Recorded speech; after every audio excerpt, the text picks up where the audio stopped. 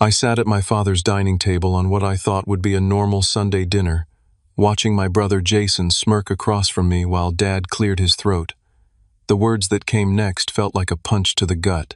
"Your brother needs the mansion more," Dad declared, his voice firm and final. "He has 3 kids. You're alone. It's decided."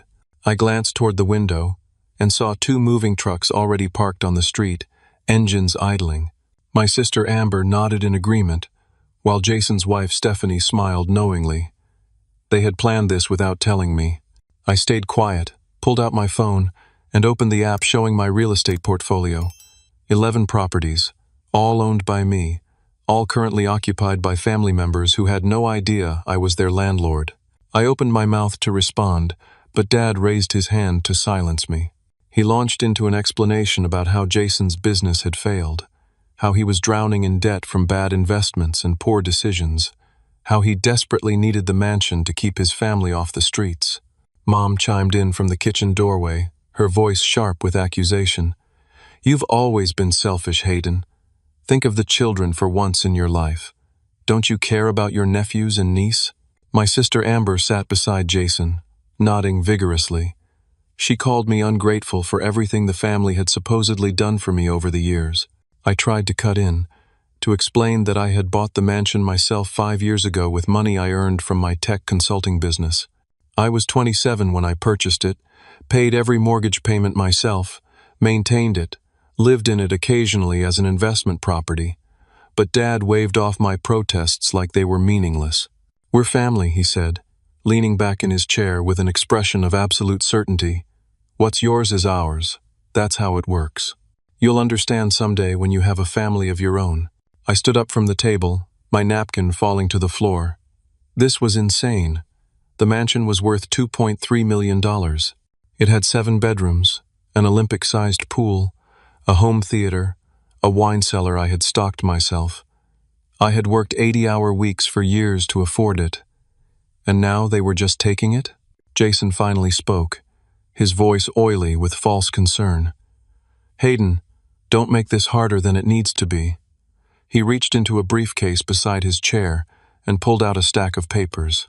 "We already have the paperwork done." His smile widened as he slid the documents across the table toward me. I picked them up, my hands starting to shake. It was a quitclaim deed. My signature was at the bottom, transferring all ownership of the mansion to Jason Cooper. Except I had never signed this document. I had never even seen it before this moment. "I never signed this," I said, holding it up. "This is fraud." Jason's lawyer friend Brian, who I now noticed sitting in the corner of the dining room, stepped forward. "The signature looks pretty authentic to me, Hayden. And it's already been filed with the county recorder's office. 3 days ago, actually. Legally speaking, your brother owns the mansion now." My vision tunneled. They had planned this meticulously. Jason must have practiced forging my signature, probably stole a document from my home office during one of the family gatherings I had hosted.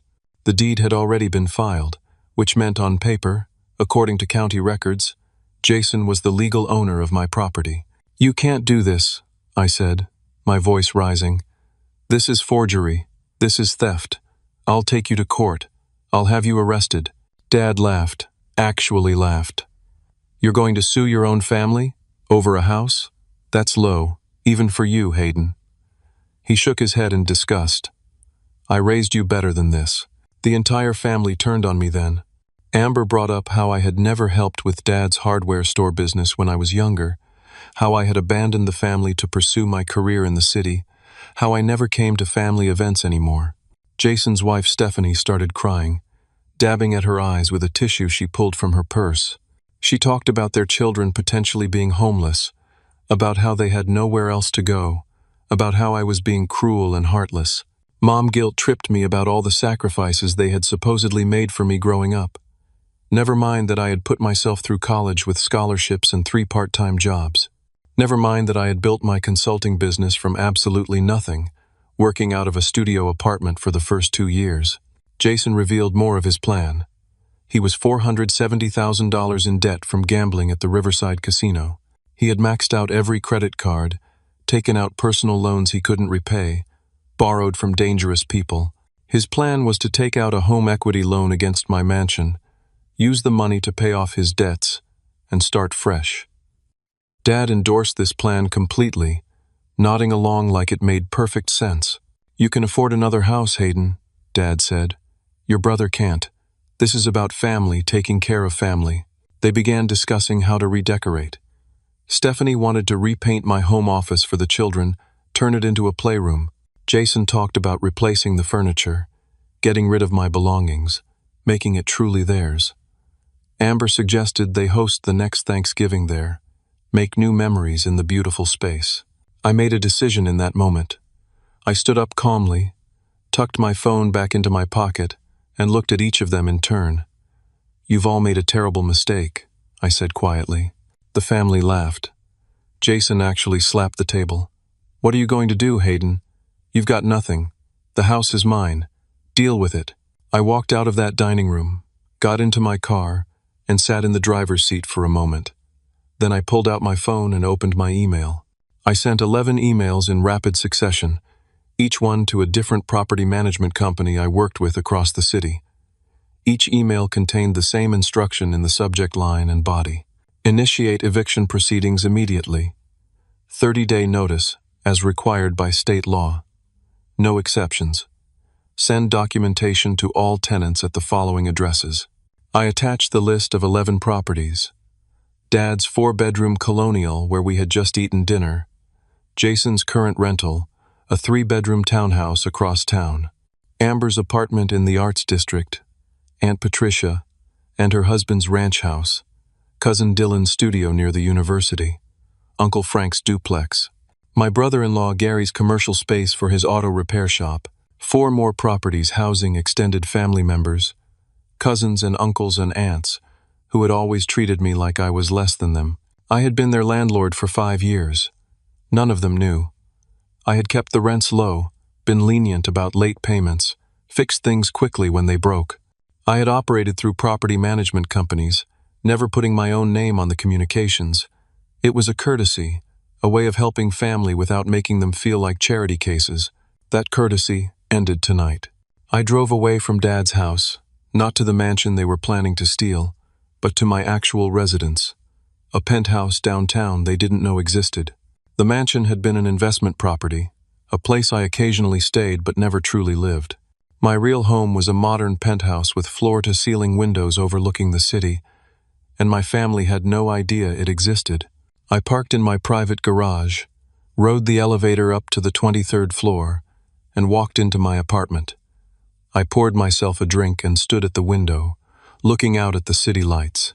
Tomorrow morning, 11 eviction notices would arrive at 11 different addresses, and my family would finally understand exactly who they had been dealing with. The next morning arrived faster than I expected. My phone started ringing at 6:30, call after call that I let go to voicemail. I was sitting at my kitchen counter, drinking coffee, and reading the news on my tablet when the messages started flooding in. Angry texts from Dad, panicked calls from Amber, confused voicemails from Uncle Frank asking what was happening. By 9 o'clock, all 11 eviction notices had been delivered. I knew because I had requested delivery confirmation from each property management company. The notices were formal, legal, and completely airtight. Each one gave exactly 30 days to vacate the premises or face legal eviction proceedings. Each one was signed by the property owner, which the documents listed as various LLCs I had set up years ago: Cooper Holdings LLC, Summit Properties LLC, Riverside Real Estate Trust. Dad was the first to figure it out. He had connections at City Hall from his years running the hardware store, knew people in the clerk's office who could pull property records. By 10 o'clock, he had traced every single LLC back to me. Every property had me listed as the registered agent. Every piece of paperwork led back to Hayden Cooper. The phone calls intensified. Dad showed up at the mansion, pounding on the door but found it empty. I had never actually lived there, just used it occasionally for entertaining clients or as a quiet workspace. My family had assumed it was my primary residence because it was the only address they knew. They had no idea where I actually lived. Dad tried using his contacts to find my real address, but I had been careful. The penthouse was owned by another LLC, Utility bills went to a P.O. box. My driver's license still listed an old address from years ago that I had never updated. I had learned to be private, to keep my real life separate from family drama. The family discovered that the 11 properties combined were worth $8.7 million. Uncle Frank's duplex alone was worth $750,000. Dad's colonial was worth $1.1 million. The commercial space Gary used for his auto repair shop was worth $600,000. They had been living in my properties, building their lives in buildings I owned, never once suspecting the truth. I let them stew for 3 days. My phone rang constantly, but I never answered. Then, on Thursday afternoon, I received a notification that made my blood run cold. Jason's lawyer, Brian, had filed an emergency motion in court. I opened the attached documents and read through them with growing disbelief. The motion claimed I had fraudulently acquired all 11 properties using family members' identities.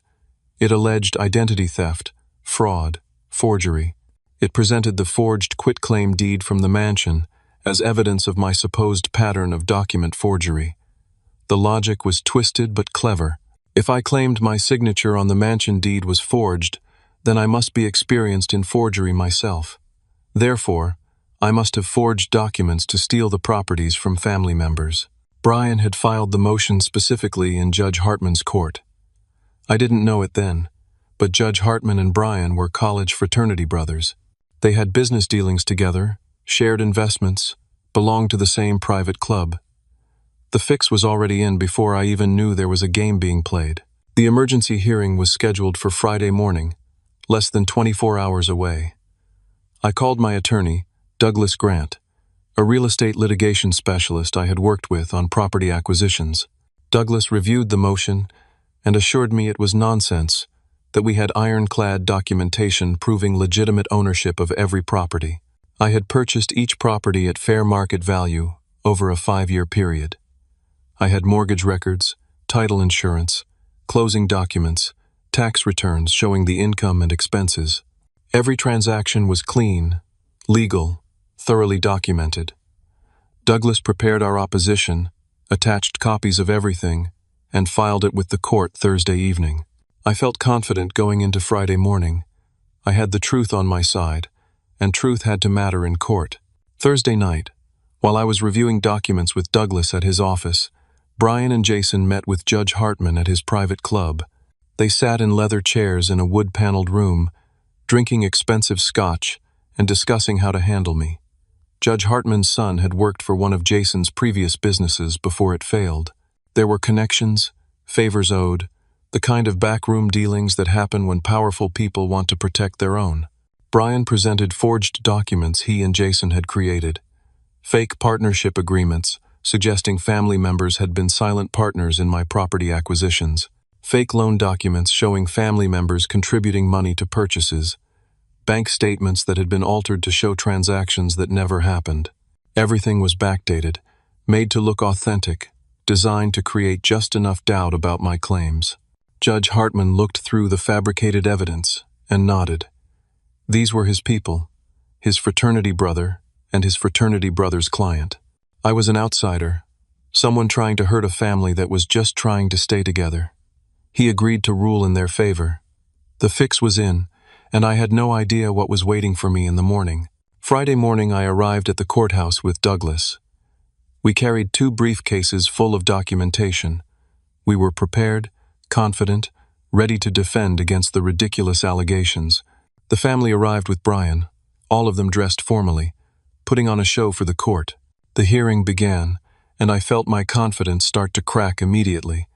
Judge Hartman barely looked at our evidence when Douglas presented it. He kept interrupting, asking hostile questions, treating me like I was the criminal instead of the victim. When Brian presented his forged partnership documents, Judge Hartman examined them carefully, nodding along as if they were obviously authentic. Douglas objected repeatedly, pointing out that the documents were suspicious, poorly forged, unsigned in some cases, undated in others. Judge Hartman overrules every objection. He allowed all of Brian's evidence without any scrutiny, while dismissing our legitimate documentation as potentially fabricated. I sat there watching a judge systematically ignore the truth and embrace lies. It was surreal, like being in a nightmare where the rules of reality no longer applied. Judge Hartman ruled from the bench immediately, not even taking time to review everything properly. He froze all 11 properties, preventing any eviction proceedings from moving forward. He ordered a forensic investigation into my supposedly fraudulent acquisition of the properties. And then, he dropped the bomb that destroyed me. He appointed Jason as temporary administrator of all 11 properties. Jason would control all property management decisions, collect all rents, handle all maintenance and repairs. I was ordered to turn over all keys, all documents, all access to the properties within 24 hours. The courtroom erupted. My family cheered like they had won the lottery. They hugged Jason, congratulated him, celebrated their victory over me. I sat frozen in my chair, unable to process what had just happened. Douglas immediately filed a notice of appeal, but appeals take months. In the meantime, Judge Hartman's order stood. I had just lost control of my entire real estate portfolio in a single court hearing based on obvious lies. Outside the courthouse, Dad gloated. "You tried to destroy this family," he said, getting in my face. "Now you have nothing. We protected each other from you. That's what real family does." Mom refused to even look at me. Amber posted on social media about how justice had been served against her greedy brother who had tried to make the family homeless. Local news picked up the story. The headline read, "Man attempts to evict entire family, loses everything." I was portrayed as the villain, the heartless businessman trying to hurt his own relatives over money. My girlfriend Emily tried to comfort me that night, but I could barely speak. I sat in my penthouse staring at the wall, trying to understand how everything had gone so wrong so fast. Over the next week, Jason abused his administrator position in ways I couldn't have imagined. He raised everyone's rent to market rate but kept the money for himself, instead of paying property expenses. He stopped paying the mortgages on the 7 properties that still had loans. He stopped paying property taxes. He stopped paying insurance premiums. Every dollar of rental income, $23,000 monthly, went straight into his pocket. My credit score plummeted as mortgages became delinquent. Banks sent default notices. My business suffered next. Clients who saw the news stories started questioning my character. Was I really the kind of person who would try to evict his own family? 3 major clients canceled contracts worth $200,000 annually. Business partners distanced themselves, stopped returning my calls. My consulting business, which I had built over 10 years, started falling apart. Without that income, I couldn't make the mortgage payment on my penthouse. The building had a monthly payment of $4,200. I had always paid it easily from my business income. Now I had nothing coming in. I had $8,000 in my personal bank account. That was all I could access, because the court had frozen my business accounts pending the investigation into my supposed fraud. Emily offered to help with money. I refused. I couldn't drag her into this disaster. I needed to fix it myself. Meanwhile, Jason met with a shady real estate investor named Marcus Vaughn. They made a deal over drinks at an expensive restaurant. Marcus would buy the properties from Jason at 60% of market value. They would split the proceeds. It was completely illegal, since Jason was only a temporary administrator and had no authority to sell. But Jason thought Judge Hartman would protect him. 10 days after the hearing, I got served with another lawsuit. Jason was suing me personally for defamation and emotional distress. He was seeking $5 million in damages for the eviction notices I had sent, claiming they had caused him severe anxiety, panic attacks, emotional trauma. The lawsuit claimed Stephanie needed therapy because of my actions. It claimed the children were suffering emotional damage. The legal fees were crushing me. Douglas wanted a $30,000 retainer for the defamation case. I didn't have it. My assets were frozen. My business was dying. I was barely surviving. Emily came to my penthouse that night and suggested I settle everything, apologize to the family, walk away, start over somewhere else. I looked at her and realized she didn't understand. I was innocent. I had done nothing wrong. I wasn't going to surrender to lies and fraud, but I was trapped. I had no money to fight with, no way to defend myself properly, and a legal system that had turned against me. That night, someone posted my penthouse address online. A social media account I didn't recognize shared the address with the caption, "This is where the man who tried to make his family homeless lives. Luxury penthouse, while his brother's children suffer." I lay awake that night wondering how much worse things could possibly get. 3 weeks after Judge Hartman's initial ruling, I stood in a different courthouse for what I hoped would be a chance to present the full truth. Douglas had managed to get a hearing on our motion to reconsider, scheduled in front of Judge Hartman again.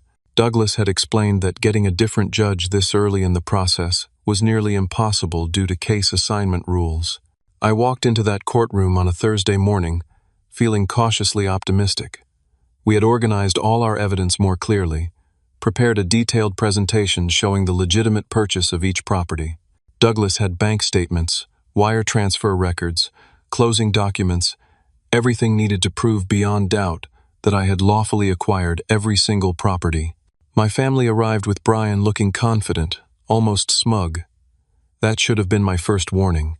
Judge Hartman called the hearing to order, and I noticed immediately that his demeanor toward me was even more hostile than before. When Douglas stood to present our evidence, Judge Hartman kept interrupting with questions that seemed designed to confuse rather than clarify. Then Brian stood to present what he called new evidence. He pulled out documents that I had never seen before, partnership agreements that supposedly showed family members as co-investors in my property acquisitions. The documents had signatures, dates, notary stamps. They looked official. Douglas objected immediately, pointing out that we had never been provided these documents during discovery, that they appeared to be recently created, that the paper stock looked wrong for documents allegedly created 5 years ago. Judge Hartman overruled every objection. Brian presented bank statements that seemed to show transfers from family members to my accounts around the times I purchased properties. I knew they were fabricated because those transfers never happened, but they looked convincing enough to create doubt. What happened next felt like watching a car crash in slow motion. Judge Hartman ignored all of Douglas's evidence and accepted all of Brian's suspicious documents as fact. He ruled that there was sufficient evidence of potential fraud to warrant an extended investigation. He maintained the freeze on all properties. And then he went further. Judge Hartman stripped me of all property control indefinitely and confirmed Jason as permanent administrator until the investigation concluded. Jason was given explicit authority to manage the properties as he saw fit, which Judge Hartman said included the right to sell properties if necessary for prudent asset management. I couldn't breathe. Douglas was objecting frantically, but Judge Hartman just kept talking, issuing orders that destroyed everything I had built. The courtroom spun around me. Outside the courthouse, the family celebrated openly. Dad shook Jason's hand like he had just won a championship. Mom actually smiled at Jason with pride I had never seen her direct at me. Amber hugged Stephanie, while the kids ran around excitedly, not understanding what any of this meant. Local news cameras captured everything. That night, the story ran again. Updated headline: Judge rules against man who tried to evict family. The reporter described me as someone who had attempted to fraudulently claim ownership of family properties. My business collapsed completely over the next 2 weeks. Every single client terminated their contracts. My business partners held a vote and removed me from the company I had founded. They bought me out for $10,000. The company was worth at least $400,000, but they knew I was desperate and had no leverage. I took the money because I needed it to survive. My credit cards maxed out from legal fees. I was paying Douglas from the buyout money and it was disappearing fast. The penthouse mortgage payment came due and I couldn't make it. The bank sent a notice of default. I had 60 days before foreclosure proceedings would begin. The irony wasn't lost on me. I was about to be evicted from my own home while trying to evict family members from my properties. Emily started avoiding my calls. When we finally met at a coffee shop near her office, she looked uncomfortable before she even sat down. She explained that my family had contacted her. Dad had called her directly, found her number somehow. He had explained his version of events, painting me as someone who had always been troubled and manipulative. Amber had found Emily on social media and sent her long messages. She told Emily that I had a pattern of using people, that I had scammed an elderly neighbor years ago, that my family had been covering for my bad behavior for years. It was all lies, complete fabrications, but Emily admitted she didn't know what to believe anymore. "The court had ruled against me," Emily said, stirring her coffee without drinking it. "Judges don't just rule like that without reason. Maybe there's something to what your family is saying." I tried to explain, but she cut me off. She couldn't be with someone involved in this kind of situation. Her own family had seen the news stories and were pressuring her to end the relationship. She stood up, apologized, and walked out of the coffee shop. I sat alone at that table for an hour, watching people live their normal lives while mine disintegrated. Jason wasted no time exercising his administrator authority. He sold the first property within a week of getting permanent control. Uncle Frank's duplex, worth $750,000, sold to one of Marcus Vaughn's shell companies for $450,000, 60% of market value, a clearly suspicious transaction. Uncle Frank got evicted in the process. He called me, confused and angry, asking why I was letting this happen. I tried to explain I had no control anymore, but he didn't believe me. He thought I was punishing him somehow. Douglas filed an emergency motion to stop the sales. Judge Hartman denied it, ruling that Jason had authority to manage the assets however he deemed necessary. Over 3 weeks, Jason sold 4 properties total. Each one went to Marcus Vaughn's network of shell companies at below-market prices.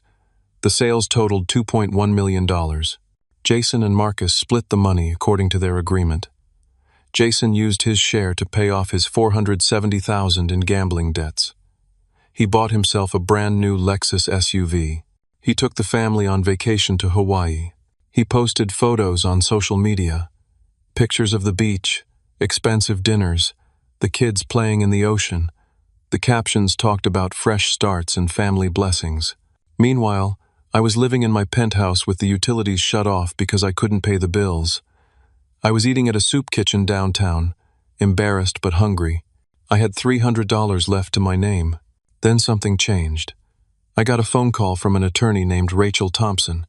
She explained that she had seen my case in the court filings and believed I was being railroaded. She specialized in judicial corruption cases and had been tracking Judge Hartman for years. "I've suspected he was corrupt for a long time," Rachel said, "but I've never had enough evidence to prove it. Your case might be the one that finally exposes him." She offered to take my case pro bono. She reviewed all my documentation and confirmed immediately that everything about my property acquisitions was legitimate. The family's partnership documents were obvious forgeries. She hired a forensic document examiner named Dr. Elizabeth Santos, who analyzed the paper, ink, and printing methods used in the suspicious documents. Dr. Santos's report was damning. The partnership agreements had been created recently using modern printing techniques and paper stock that didn't match documents from 5 years ago. The signatures were forgeries. The whole thing was a fraud. Rachel also discovered that Judge Hartman and Brian had vacationed together in the Bahamas the previous year. She found photos on social media showing them at the same resort, sitting together at a beach bar, clearly friends rather than just professional acquaintances. For the first time in weeks, I felt hope. Real, tangible hope. Rachel planned to file a motion for reconsideration with all the new evidence. She would also file a formal complaint against Judge Hartman with the State Judicial Ethics Board. That night, I went back to my dark, cold penthouse, feeling like maybe I could win this fight. Maybe justice would prevail after all. I walked into my building, rode the elevator up, unlocked my door, and immediately knew something was wrong. The door frame was splintered. Someone had broken in. My apartment had been ransacked. Every drawer pulled out, every cabinet opened, papers scattered everywhere. My computer was gone. My backup hard drives were missing. The file cabinets where I kept all my property documents had been emptied completely. All of Rachel's evidence was gone. The forensic examiner's report about the forged documents, the photos of Judge Hartman and Brian together. Every piece of documentation that could prove my case had been stolen. I called the police and filed a report. They took notes, said they would investigate, but I could tell from their expressions they weren't going to find anything. The building's security cameras had mysteriously malfunctioned that evening. No footage existed of anyone entering or leaving. I knew Jason had arranged this, or someone working for him, but I couldn't prove it. Rachel called the next morning, and I had to tell her everything was gone. She said she could still fight without the physical evidence, but it would be much harder. The forensic examiner could recreate her report from memory and notes, but it wouldn't have the same impact without the actual documents to examine. That afternoon, I received the foreclosure notice on my penthouse. I had 30 days to vacate. In 1 month, I would be homeless. I sat on the floor of my destroyed apartment, surrounded by the wreckage of my life, and wondered if there was any point in continuing to fight. 4 weeks after the break-in, I was living in my penthouse with no heat, no electricity, and no hope of keeping it. The bank had shut off utilities when I missed the second mortgage payment. I couldn't afford food, so I walked 3 miles each way to a soup kitchen downtown twice a day. I had lost 30 pounds. My clothes hung loose on my frame. I stopped shaving because I couldn't afford razors. I still met with Rachel every few days at the public library. She was working tirelessly to reconstruct our case, but it was like building a house from memory after the original blueprints had been destroyed. She needed me to remember every detail of every property purchase, every document, every transaction. We created affidavits trying to recreate what had been stolen. My consulting business was completely dead. The partners had officially dissolved the company I founded. Clients had moved on to competitors. My professional reputation was destroyed. Every Google search of my name brought up articles about the failed eviction attempt, the court ruling against me, the implication that I had tried to defraud my own family. My business credit cards were maxed out from legal fees I had paid before everything collapsed. Personal credit cards were maxed trying to keep myself fed and housed. I was down to my last $100 in cash. One night, I saw Jason's new Lexus SUV parked outside a downtown bar. Something inside me snapped. I had been walking past, on my way back to my cold penthouse after another meal at the soup kitchen, and seeing that luxury vehicle purchased with money stolen from me was too much. I went into the bar and found Jason at a table with friends, drinking expensive scotch, laughing about something. When he saw me, his expression shifted to something like amusement mixed with contempt. I confronted him in the parking lot as he was leaving. I demanded to know why he was doing this. We had been brothers once. We had grown up together, shared rooms, played together as kids. What had I done to deserve this level of betrayal? Jason actually laughed. "You always thought you were better than us, Hayden. Walking around with your college degree, your successful business, your expensive house. Dad was right. You needed to be brought down to our level. Needed to understand what it's like to struggle." The words hit me harder than any physical blow could have. This wasn't about money or property. This was about jealousy and resentment that had festered for years while I was blind to it. I pushed Jason away from me, just wanting him out of my space. He stumbled backward, but caught himself, didn't fall. I turned and walked away. Behind me, I heard Jason call out something about me making a big mistake. 2 days later, police knocked on my penthouse door hours before my scheduled eviction. They had a warrant for my arrest. Assault and battery charges filed by Jason Cooper. The officer showed me the police report. Jason claimed I had attacked him viciously in the bar parking lot, beating him until bystanders pulled me off. He had gone to the hospital with injuries. Black eye, broken nose, cracked rib. The report included photos of Jason's face, badly bruised and swollen. "I only pushed him once," I said. "I didn't hit him. I didn't break anything." The officer shrugged. "That's not what the victim says. Security footage from the bar shows you pushing him, then the camera angle doesn't capture what happened next. His injuries are documented. You'll need to come with us." I was arrested and taken to county jail. Bail was set at $20,000. I had $100 to my name. No family would help me. Emily wouldn't answer calls. I had no friends left because they had all distanced themselves during the legal battles. I sat in county jail while the system processed me. A public defender was assigned, an overworked woman named Jennifer who had 12 other cases that day. She looked at my file for maybe 5 minutes before our first meeting. "The evidence looks bad," she said flatly. "You pushed him on camera. He has documented injuries. Witnesses say there was a fight. I recommend you take a plea deal. Plead guilty to simple assault. probably get 18 months with possibility of early release for good behavior. I'm innocent, I said. I pushed him once and walked away. He injured himself or had someone else do it. This is a setup. Jennifer closed her folder. It's your word against his, Mr. Cooper, and he has injuries while you don't. A jury will believe the victim with the broken nose over the defendant claiming it's a conspiracy. Take the deal. I refused. I wasn't going to plead guilty to something I didn't do, not after everything else. While I sat in jail, my world finished collapsing. The foreclosure on my penthouse completed. The bank seized the property and all my remaining possessions. Everything I owned, every photo, every memory, every piece of clothing, got sold at auction or thrown away.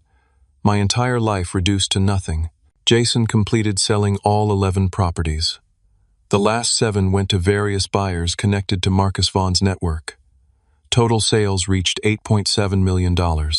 After Marcus took his cut and various fees, Jason walked away with $5.2 million. He bought a mansion in the suburbs with cash.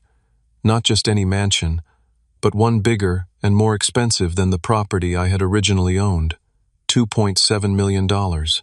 He moved Dad in with him. They threw a party to celebrate, inviting the whole family. Meanwhile, I sat in a county jail cell, wearing an orange jumpsuit, eating food that tasted like cardboard, sleeping on a thin mattress that hurt my back. Rachel visited me, and we talked through the bars of a visiting area. She was still fighting, still filing motions, but the appeals process was glacially slow. The State Judicial Ethics Board had dismissed the complaint against Judge Hartman without investigation. He was too well connected, had too many friends in high places. I told Rachel to give up. What was the point? I had lost everything. My properties, my business, my home, my relationship, my freedom. Why keep fighting? Because they're criminals and you're innocent, Rachel said firmly, and because if we give up, they win completely. As long as we're fighting, there's still a chance. But I had no fight left in me. I was broken physically, emotionally, financially, spiritually. I had nothing. My cellmate was a man named Travis, mid-40s, in jail for tax evasion. He had been a forensic accountant before his legal troubles. Over the days we shared that cell, I told him everything. The properties, the forgery, the corrupt judge, the illegal sales, all of it. Travis listened carefully, asked detailed questions, took mental notes. One night, lying on our bunks in the dark, he said something that changed everything. Your brother is an idiot, Travis said. When he sold those properties as court-appointed administrator, he had to sign documents. Closing papers, transfer documents, all filed with the county recorder. Those signatures are public record. I didn't understand at first, Travis explained. If your brother forged your signature on that original quitclaim deed, his real signature is now on file from all those property sales. Get a handwriting expert to compare his legitimate signatures from the sales to the forged signature on your deed. If he practiced forging your signature, he probably couldn't completely eliminate his own handwriting patterns. There will be tells, habits, unconscious elements of his own signature showing up in the forgery. That was it. That was the evidence we needed. The signatures were public record, filed with the county recorder's office. No one could steal them or destroy them. They were government documents, permanently archived. I felt hope ignite inside me for the first time, in months. At the 3-week mark, my assault case went to preliminary hearing. The prosecutor reviewed the bar security footage more carefully. It showed me pushing Jason once, then immediately walking away. Jason was visible in the frame for several seconds after I left, standing upright, uninjured. The prosecutor called me into an interview room. The victim's injuries don't match the video evidence, he said. One push doesn't cause a broken nose and cracked rib. I think Mr. Cooper injured himself after you left to strengthen his case. I'm dropping the charges. I was released that afternoon. I walked out of county jail with no home to go to, no money, no phone because I couldn't pay the bill, and only the clothes on my back that I had been wearing when arrested 3 weeks earlier. I walked to the homeless shelter downtown. I had heard about it from other men in jail. That night, I slept in a room with 40 other men, listening to snoring and coughing, lying on a cot that was somehow less comfortable than the jail bunk. This was rock bottom. I had nothing left to lose. The next morning, I went to the public library and used a computer to email Rachel. I told her about Travis's discovery, about comparing Jason's signatures from the property sales to the forged signature on the quitclaim deed. Rachel responded within an hour. "That's it. That's what we need. I'll get the county records today. I'll hire the handwriting expert with my own money. We'll file everything within 2 weeks. But you'll need to testify, and you'll need to be presentable in court." I looked down at myself. Dirty clothes, long beard, gaunt face, hollow eyes. I looked exactly like what I was, a homeless man with nothing. But for the first time in months, I had real hope, and I had nothing left to lose, which meant I could fight without fear of losing more. I spent 2 weeks living in the homeless shelter while Rachel built our case. I found day labor jobs through a service that picked up workers early each morning, moving furniture, cleaning construction sites, loading trucks. The work was hard and paid minimum wage, but it gave me enough money for food and bus fare. Every few days I met Rachel at the library. She had obtained all the property sale documents from county records, 43 different documents with Jason's signature as court-appointed administrator. She hired Dr. Elizabeth Santos, the same forensic document examiner from before, to analyze the signatures. Dr. Santos worked for a week, examining every detail under microscopes, measuring pressure patterns, analyzing the formation of individual letters. Her report was comprehensive and devastating to Jason's case. The signature on the forged quitclaim deed transferring my mansion to Jason contained unmistakable elements of Jason's own handwriting. Dr. Santos identified specific tells. The way Jason formed capital letters had unique characteristics. His pressure patterns when writing, the slight tremor in certain strokes, the angle at which he held the pen, all of these unconscious habits showed up in the forged signature. Even though Jason had tried to replicate my handwriting style, it was definitive proof that Jason had forged the document. Rachel filed a comprehensive motion to vacate Judge Hartman's orders. She included Dr. Santos's report, the county records showing Jason's legitimate signatures, detailed analysis proving the forgery. She also filed a criminal complaint with the district attorney's office against Jason for forgery, fraud, grand theft, and conspiracy. She filed a formal complaint with the State Bar Association against Brian for his role in the fraud, including evidence of his relationship with Judge Hartman and his participation in presenting forged documents to the court. The case was assigned to a new judge, Judge Caroline Pierce, because Rachel argued successfully that Judge Hartman's bias was now documented and he should be recused. Judge Pierce had a reputation for integrity and fairness. She scheduled a hearing for 3 weeks out. I started to believe we might actually win. Jason received notification of the criminal complaint and the new motion. Brian called him immediately, and they met in person. Jason was panicking. Forgery was a felony. He could face 5 to 10 years in prison. Plus, he would have to return all the money from the property sales, $5.2 million, most of which he had already spent. He had bought the mansion for $2.7 million, new cars for $200,000, luxury items, vacations, paying off debts. He had maybe $1.8 million in liquid assets left. He would lose everything and go to prison. The family held an emergency meeting at Jason's new mansion. Dad, Amber, Mom, Stephanie, and Brian joining by phone. They discussed options. Brian suggested something that made my blood run cold when I later learned about it. "What if Hayden isn't mentally competent to bring this case?" Brian said. "If you can have him declared mentally incompetent and get him institutionalized, the case dies. And no one believes the accusations of a crazy person." Jason filed an emergency petition with the court claiming I was mentally ill and a danger to myself and others. The petition cited the assault incident, even though charges had been dropped. It claimed I had been making delusional statements about owning properties I didn't own. It described my supposed harassment of family members and paranoid accusations of conspiracy. The petition included sworn affidavits from family members. Dad claimed I had always been unstable, that he worried I would hurt someone. Mom said I had shown signs of mental illness for years. Amber testified she felt threatened by me and feared for her safety. All lies, but sworn statements filed with the court. The petition pointed to my current circumstances as evidence of mental incompetence. I was homeless, unemployed, living in a shelter. I looked disheveled and unwell. These were presented as signs of inability to care for myself, rather than the natural result of having everything stolen from me. Judge Pierce reviewed the petition and ordered a competency evaluation. I had to report to the county psychiatric facility for assessment by a court-appointed psychiatrist. The hearing was scheduled for 1 week before our fraud hearing was supposed to take place. If Jason succeeded in having me declared incompetent, I would be institutionalized.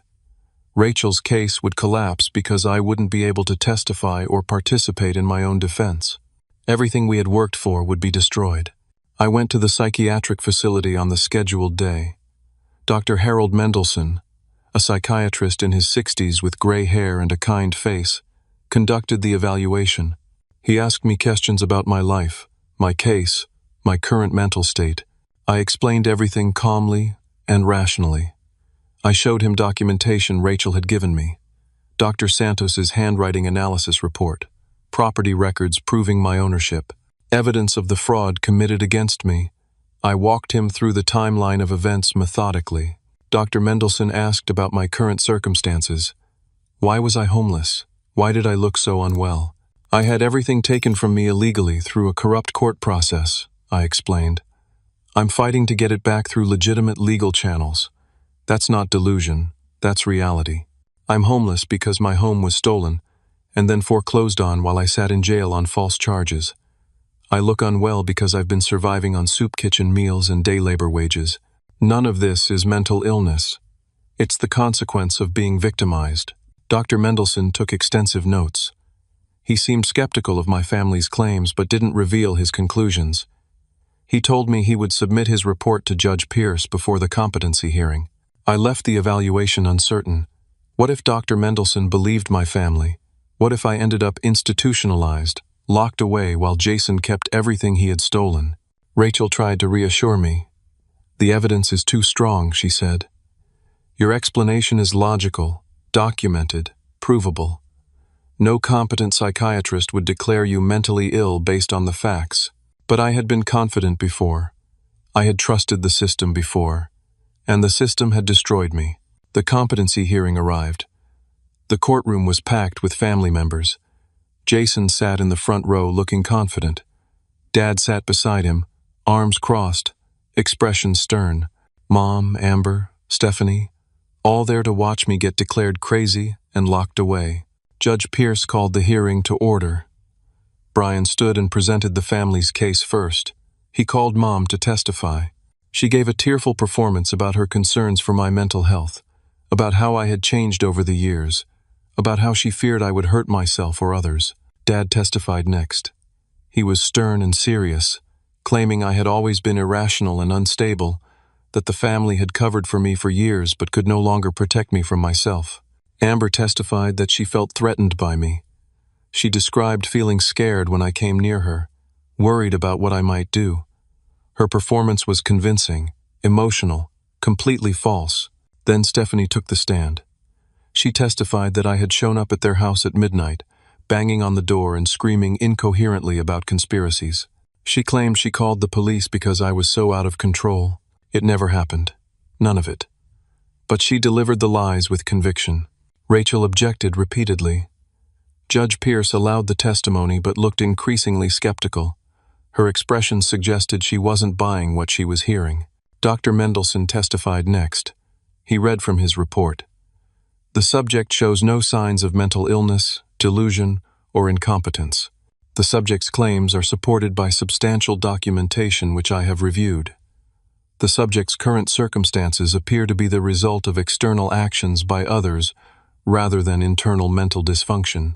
The family members' statements appear inconsistent with observed facts and documented evidence. In my professional opinion, this petition may constitute abuse of the legal system and the mental health evaluation process. I recommend the subject be found competent and the petition be dismissed. Brian tried to discredit Dr. Mendelson, questioning his expertise and experience. Judge Pierce shut him down firmly. As the hearing seemed to be concluding in my favor, a man stood up in the back of the courtroom. "Your Honor, I have information relevant to this case." Everyone turned to look. It was Marcus Vaughn, the shady real estate investor who had bought my properties from Jason. Judge Pierce asked who he was. Marcus identified himself and explained he was facing federal charges for unrelated real estate fraud. His attorney had advised him that cooperation in other cases could help reduce his sentence. "I'm here to tell the truth about Jason Cooper and his fraud," Marcus said. "I have documentation of everything." The courtroom erupted. Judge Pierce called for order. Marcus's attorney stood and confirmed they were offering evidence and testimony in exchange for consideration in Marcus's federal case. Marcus handed Judge Pierce a folder 3 inches thick. Inside were emails between him and Jason explicitly discussing the fraud. Text messages where Jason stated he was selling properties owned by his idiot brother. Wire transfer records showing money being split between them. Property sales documents proving the conspiracy. Everything was there. Proof of the entire scheme laid out in Jason's own words. Judge Pierce spent 10 minutes reviewing the documents while the courtroom sat in silence. When she looked up, her expression was cold fury. She declared me competent and denied the family's petition entirely. She ordered Jason to remain in the courtroom. She called the bailiff and had Jason taken into custody immediately. She set bail at $500,000 for charges of fraud, forgery, grand theft, and conspiracy. She ordered an investigation into Dad's role in the scheme. She ordered an investigation into Brian's ethical violations and potential disbarment. She ordered a full review of Judge Hartman's conduct in the original case. The family sat in shock. Dad tried to leave, but Judge Pierce ordered him to stay, warning that he could be next. Mom started crying. Amber looked terrified. I stood in that courtroom, vindicated but hollow. I had won this battle. The truth was finally exposed, but I was still homeless. My properties had been sold to third parties. The money was mostly gone. I had nothing to return to. I had won, but I wasn't sure what I had actually won. The weeks following the competency hearing moved with startling speed. Jason was held without bail after additional evidence of his crimes emerged during the initial investigation. The district attorney charged him with 15 felonies, including multiple counts of forgery, fraud, grand theft, conspiracy, and money laundering.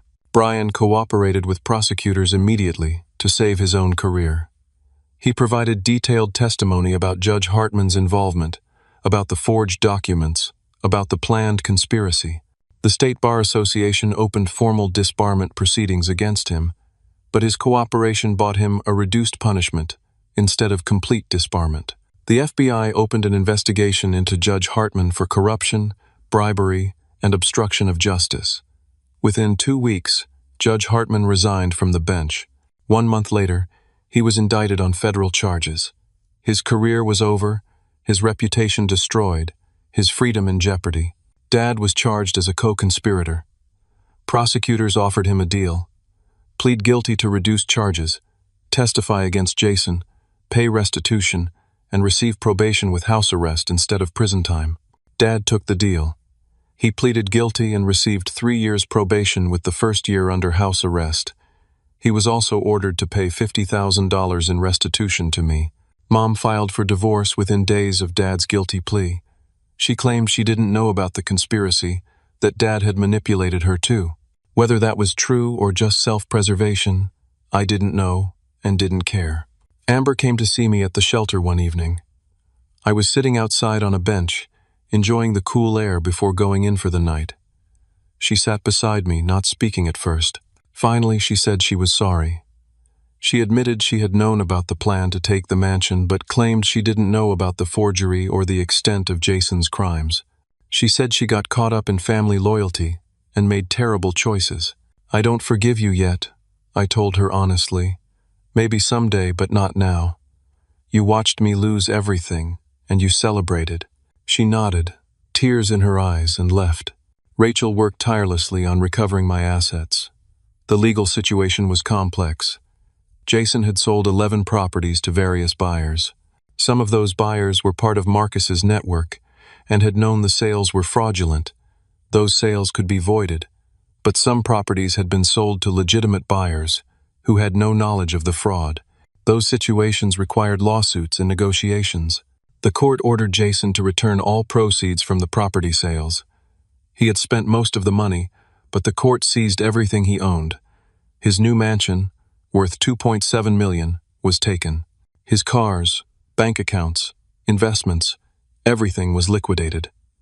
The court recovered $2.3 million in liquid assets. Marcus Vaughn's federal case included seizure of his assets. His shell companies still held approximately $3 million from purchasing my properties at below market rates. The federal court ordered that money returned to me as the rightful owner, part of Marcus's restitution for his cooperation deal. Combined, I recovered $5.3 million, not the full $8.7 million my properties had been worth, but substantial. The properties themselves were harder to recover. The buyers who had purchased from Jason in good faith had legal claims, even though Jason hadn't had authority to sell. Rachel filed lawsuits against each buyer, arguing the sales were void because Jason was only a temporary administrator without authority to sell. The legal process took 6 months. Some buyers settled, agreeing to return the properties in exchange for refunds from the seized funds. Some buyers fought and we had to go to trial. But eventually, slowly, I got all 11 properties back. The properties had increased in value during the chaos. The real estate market had gone up 15% over the year. The properties were now collectively worth $9.4 million. I made a decision. I was done being a landlord. I was done with real estate investment. I liquidated everything, selling all 11 properties at market value over a 3-month period. I walked away with $8.9 million after commissions and fees. I used part of the recovered money to rent an apartment downtown while I figured out my next steps. Not a penthouse this time, just a normal 2-bedroom apartment with reasonable rent. I didn't need luxury. I needed stability. I started a new business, but this time in a different direction. I used my painful experience to help others. I became an expert witness in real estate fraud cases, testifying about forgery, corrupt transactions, and property theft. I consulted with attorneys on similar cases. I wrote a book about my experience called The Family That Stole Everything, A True Story. The book became a regional bestseller. It brought in additional income, but more importantly, it helped others recognize signs of fraud and family manipulation. I received letters from people telling me my story had helped them protect themselves or escape similar situations. My business reputation slowly recovered. News coverage of the criminal convictions vindicated me. Former clients reached out, apologizing for abandoning me. Some offered new contracts. I was selective, only working with people and companies I trusted completely. Business partners who had voted me out of my original company asked if we could reconnect. I declined. They had shown their true character when things got difficult. I didn't need them in my life. Travis, my cellmate from jail, was released after serving his sentence for tax evasion. I hired him as a forensic consultant for my expert witness work. We became genuine friends. He had been there at my lowest point and had given me the information that saved me. That kind of loyalty meant everything. One afternoon, I ran into Emily at the same coffee shop where she had broken up with me. She approached my table hesitantly, asked if she could sit. I gestured to the empty chair. She apologized. She said she had been wrong, that she should have trusted me, that she had let my family manipulate her. She asked if we could try again. I looked at her and felt nothing. No anger, no love, no desire to reconnect. She had abandoned me when I needed support most. That wasn't the kind of partner I wanted in my life. I politely declined. I told her I appreciated the apology, but we weren't right for each other. She left looking sad but understanding. Months later, I met someone new. Her name was Lauren, and she was a social worker at the homeless shelter where I had stayed. She had been working there during my time in the shelter, had treated me with dignity and respect when I had nothing. She had seen me at my absolute lowest and hadn't judged me. We started talking when I came back to volunteer at the shelter. I spent time there regularly now, helping other homeless men get back on their feet. I used my experience to counsel them, to show them that rock bottom wasn't the end. Lauren and I started dating slowly. There was no rush. We both valued genuine connection over grand gestures. She understood what I had been through, because she had witnessed part of it. I made peace with Amber eventually.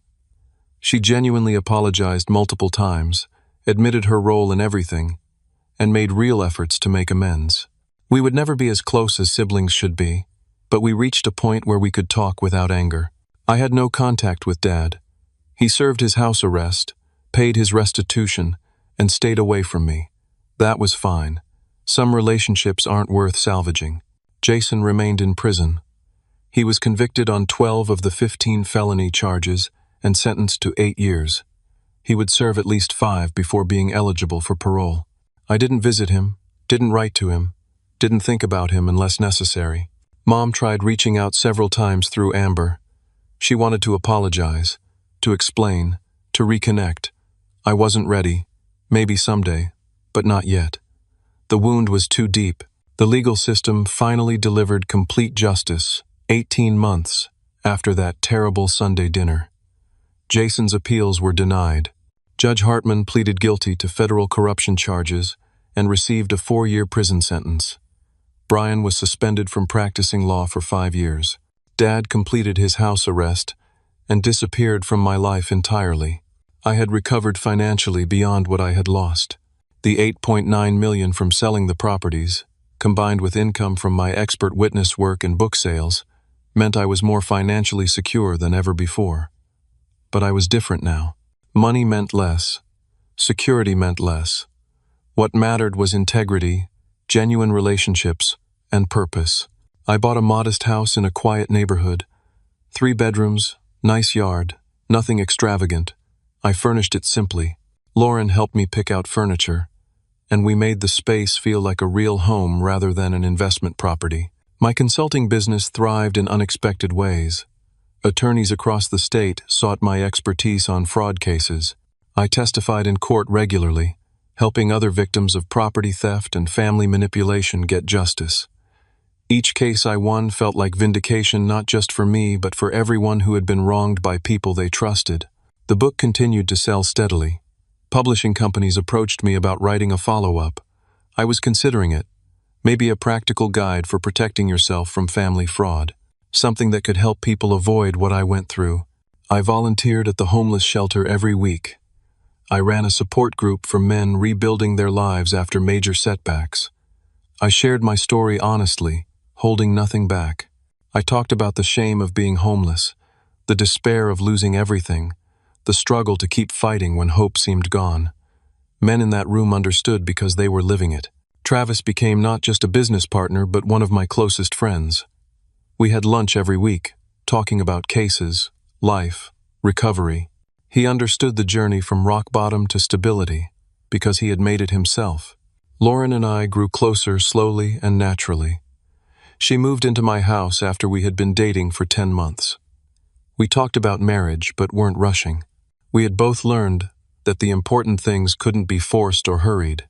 Amber and I rebuilt something, resembling a sibling relationship.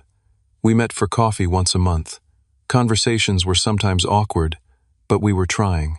She had started therapy to understand her role in the family dysfunction. She was working on herself, and I respected that. Uncle Frank reached out to apologize. He explained that he had genuinely not known I owned the duplex he had lived in. He felt terrible about the misunderstanding during the crisis. I forgave him.